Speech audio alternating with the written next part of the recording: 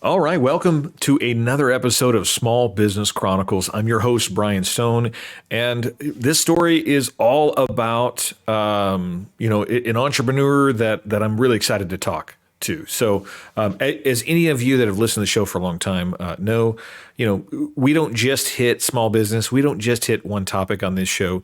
We are the Swiss Army knife of business podcast because we've hit just about every topic you can possibly imagine. And, today, truthfully, you guys are in for a treat. He is an extraordinary guest. I'm actually chatting today with Sam Tejada. He's a president and founder of Liquid Vida. And, he's got a really interesting story. He started in his early days as a firefighter, a paramedic, and, firefighter, paramedic, excuse me. And, he really focused on the preventative medicine space. He's had a crazy journey. It's really a testament to his personal mission of making sure that he's making a difference, not just making a living. So I'm excited to get into it. If you haven't checked him out, make sure you do, and I'll give you some tips towards the end of the show. But he's earned recognition, just so you guys know that are tuning in. Forbes magazine, Essence magazine, much more than that. He's also an author of a book called How to Win in Modern Wellness. So, let's jump right in. Sam, how are you today? Pretty good, Brian. Thanks for having me, brother. Yeah, absolutely. Look, we were joking beforehand that you're going to have to carry me today because you're able to stand and I'm not. I don't have my sit-stand desk, so I know that I can lean on you to have high energy because you're a high energy guy. No worries, man. Listen, I've carried a lot of people, as you know. I'm a retired fireman. I got to be able to do that fireman's carry, right? Yeah, that was your job, right? Yeah. So look, I know we could go a multitude of different directions, and you've done other podcasts and interviews in the past, but I really want to know, what sparked your transition from being in service, being in that emergency response mode to becoming a leader in preventative medicine and actually making a huge career shift. What sparked that change? So the thing that truly sparked it is following where my passion truly was, and the reason why I became a firefighter paramedic at a young age, I actually went straight out of high school to the fire academy, EMT school, paramedic school, was that I wanted to have that so-called most rewarding job ever. And what would be more than a rewarding job than being that hero, right? Firefighter, paramedic. Yeah. And truthfully, one of the things that happened throughout my 12-year career, it really wasn't the most rewarding job. And some people look at me crazy when I say that, but about 10% of the calls were the ones that you would see on TV where you're extricating someone out of a car or, pulling someone out of a burning building. 90% of the people that you would run these 911 calls in the city where I was at were people that they really didn't want to help themselves. We would see the doctors, as we transported them to the hospital, tell them exactly what they need to do, the lifestyle changes they need to make. And you know what? 2-3 days later, we were back there taking that person right back to the hospital because they just didn't make any of those changes. And, the difference here is the business I'm in now, it's different. Number one, we don't take insurance. And about 90% of the clients that come into LiquiVida, they actually do what we say. And you see all of the hard work you do come to fruition. Well, look, the franchise space has all different kinds of advantages in terms of getting your messaging out, getting your brand out there. But let's be honest, the health and wellness space is not an easy one to get into, and it's not an easy one to market within because you have to have clients trust you. And right. By its nature, some people don't trust the franchise model. They feel like it's only for profit and not for good intent. So how do you tackle that problem, and how do you maintain your image within LiquiVida to make sure that people know that your intent and your franchisee's intent is the right one? So you do have to create a very trustworthy brand for people to actually engage with your business. So that actually brings me back of when I first started the company. One of my business mentors, Jerry Whitlock, he was Coca-Cola's largest manufacturer here in the U.S. right?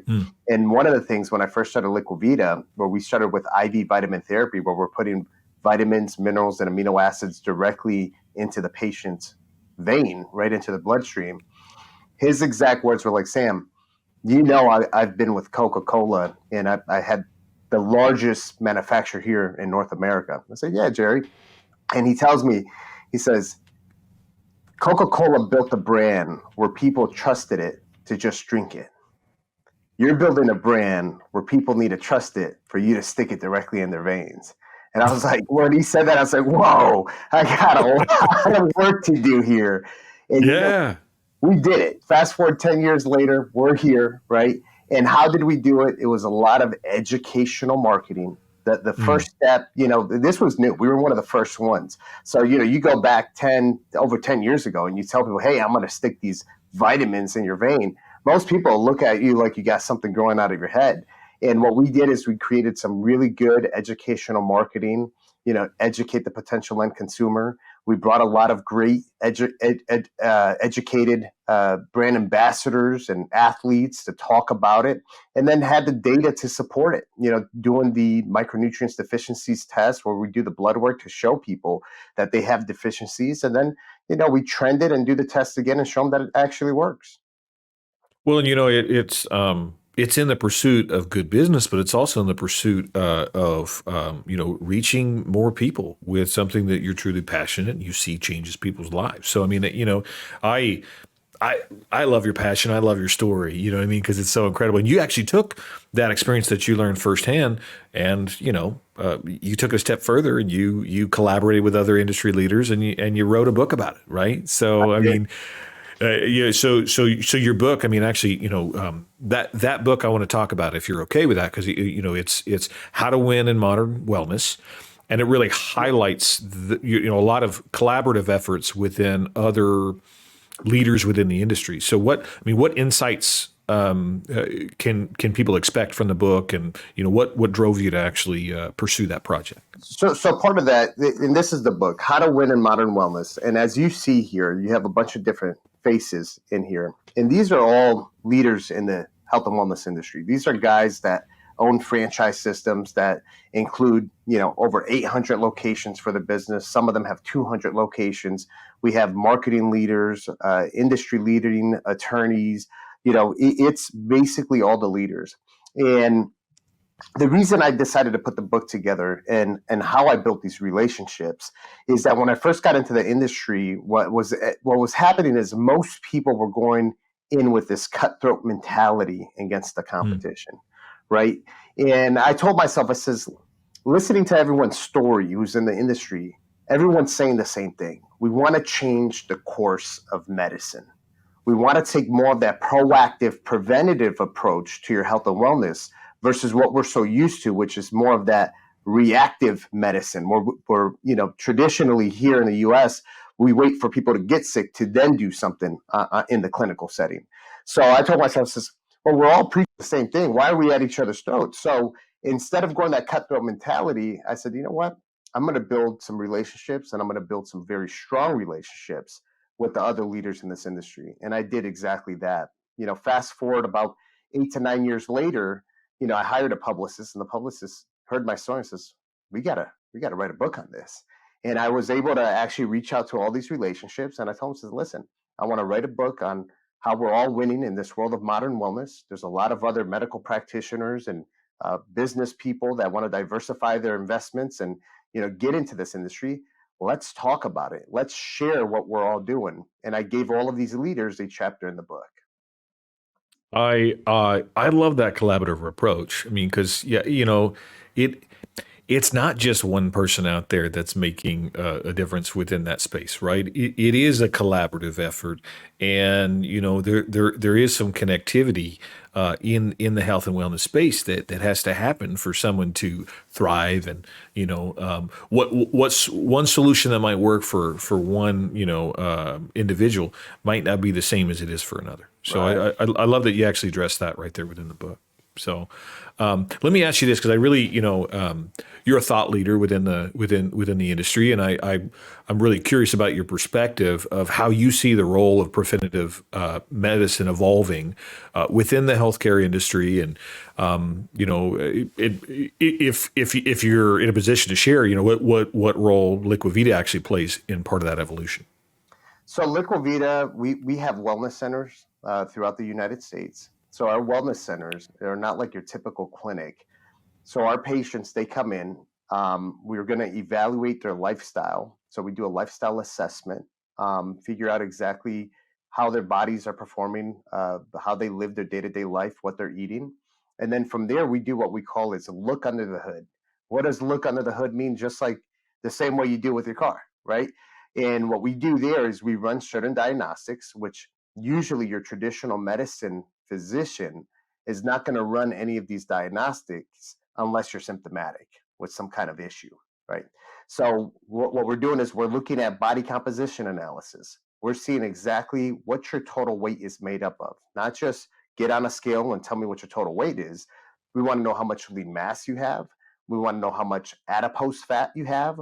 Most importantly, we want to know how much visceral fat, which lines the organs, which if you have a high percentage is indicative of cardiovascular disease. We want to know exactly what's happening with your body. Alongside with that, we do a comprehensive blood analysis. The blood work we do, it's not like your general practitioner. It's very deep. We're looking at micronutrients deficiencies, hormone imbalances, food sensitivities, inflammation markers, autoimmune issues, toxins that you might be exposed through food and environment, which is huge with microplastics and everything else. So what we're doing is we're trying to catch things early, and then we look at things very closely, right? And then our goal is to make sure we keep you within your optimal levels so then you don't get sick. Love that. Love that. I mean, look, it's clear you have a unique product, you have a unique service, but you've been able to scale. I'm really just curious, what kind of operational, pitfalls or barriers did you have to overcome that might be applicable to other entrepreneurs that are, inspired by your growth story and are wanting to do something similar within their industry? Well, sometimes you do hit different roadblocks, and different parts of the business, you're always going to hit these different roadblocks. I think one of the ones that we're experiencing now, that the business is, yes, we've been in the business for 10 years, but the industry is growing substantially, and it's still considered a new industry. So regulatory has not really been in place for some of the things that we do, because a lot of these services and modalities that we offer are more like alternative treatments. So now a Hmm. lot of the regulatory agencies that are out there, a lot of the ones with the three-letter words, right? CDC, Yeah. FDA, FTC, Hmm. all of the different ones that are out there, and also a lot of the state politicians, they're getting involved and they're trying to regulate it. And the scary part about it is that you get a lot of people that have absolutely no medical background making these decisions. So that was one of the reasons why, the American IV Association, AVA, was formed. And all the leaders in the industries in the industry are taking different positions and creating the different committees, so we can go ahead and set some of those standards, and through lobbying efforts, make sure that the certain standards and regulatory statutes and stuff that are going into place make sense.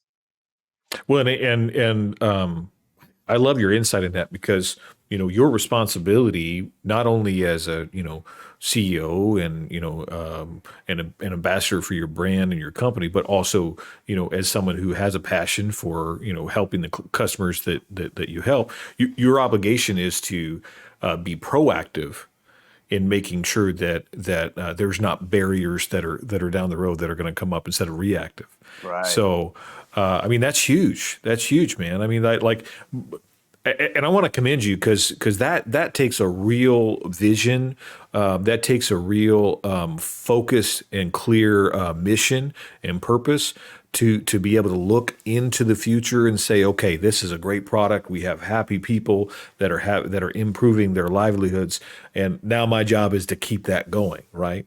And to look ahead. So it doesn't surprise me though that I won't name any organizations by name, but it doesn't surprise me that we have people that are uneducated in the specific industry trying to make changes within it. That's not unique to the healthcare space, right? It happens quite often, man, quite frequently, Yeah. right? And I come from the real estate space, and like I got to deal with it on that end as far as housing goes too. So they usually cause the crashes or the rises or the imbalance or the unaffordability, and we're just on the receiving end getting beat up. So I can understand that.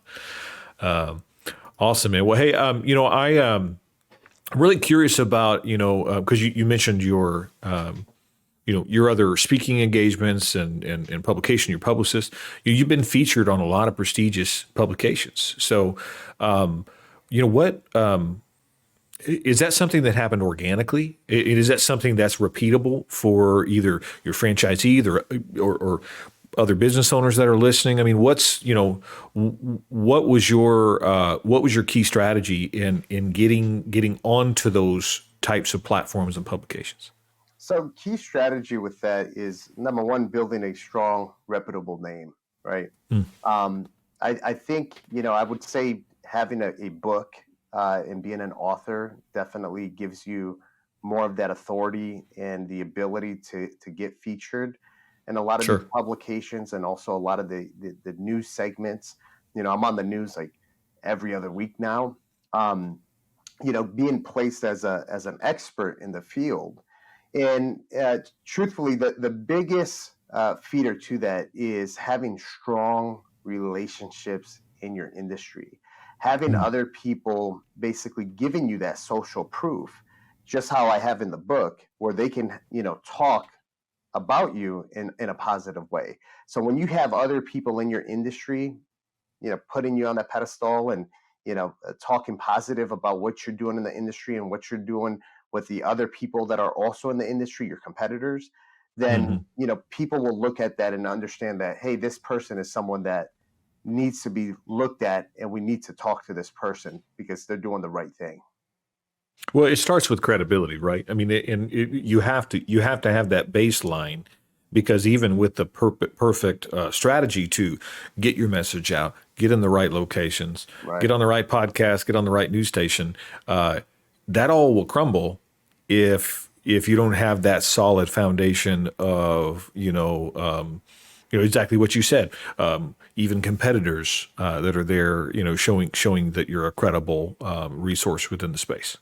Right. So, love that. I mean, if someone wants to build up their credibility, either in your space or in business in general, I mean, what advice would you give them to start building that brand message? I mean, is there one key thing that is that most important first step? Yeah, the most important first step is content. Create content. Just talk about what you're doing and actually put content out there. And you don't need all of this crazy fancy camera crews and stuff. That'll come later, right? First step you have to do is just grab your phone, grab your iPhone, and just start talking about what you're doing and post it.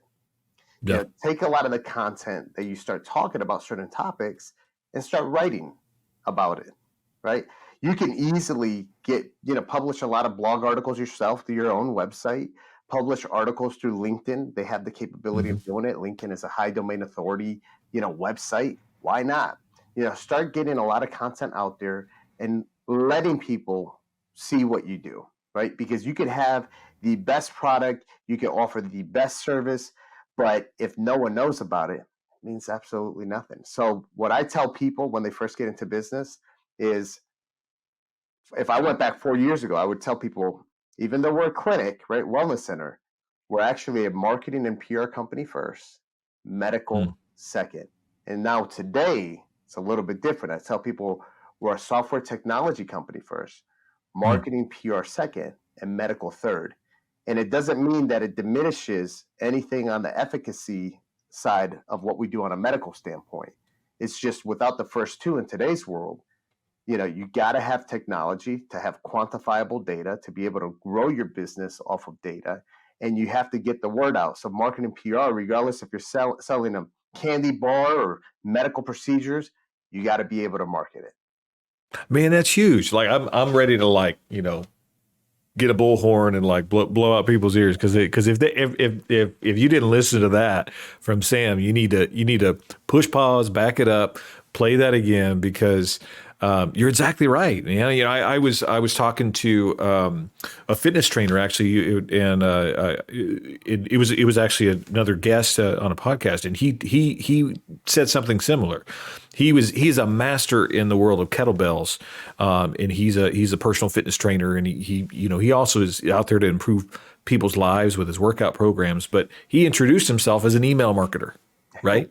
Because that's his best way to fulfill his mission, which is to get in front of as many people as possible and to provide insight and programs that they can choose to use or not that will improve their daily life.